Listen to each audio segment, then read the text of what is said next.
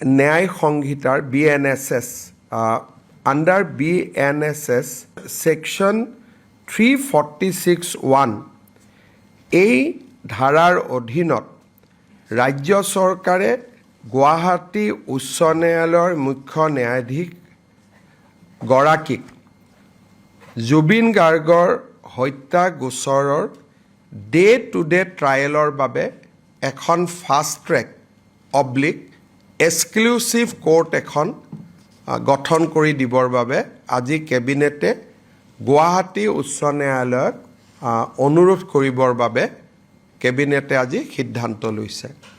এই গোচৰ আৰম্ভ হোৱাৰ পিছত ইউজুৱেলি হত্যা গোচৰত কোনোবা এজন অভিযুক্ত হ'লেও আদালতে বিচাৰ চলি থাকিলে ৩-৪ মাহত অভিযুক্তসকলক জামিন দিয়ে। কিন্তু বৰ্তমানৰ যিখন কোৰ্টত এই গোচৰটো চলি আছে, আমি দেখা পাইছোঁ যে বৰ্তমানৰ ন্যায়াধীশগৰাকীয়ে এজনো অভিযুক্তক আজিলৈকে বেল দিয়া নাই।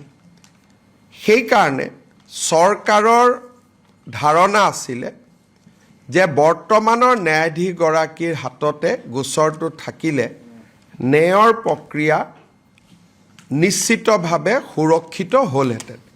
কিন্তু আগতে আমি এটা কথা ঘোষণা কৰি থৈছিলোঁ যে এই গোটেই ঘটনাৰ ক্ষেত্ৰত পৰিয়ালে যি বিচাৰে আমি তাকেই কৰিম।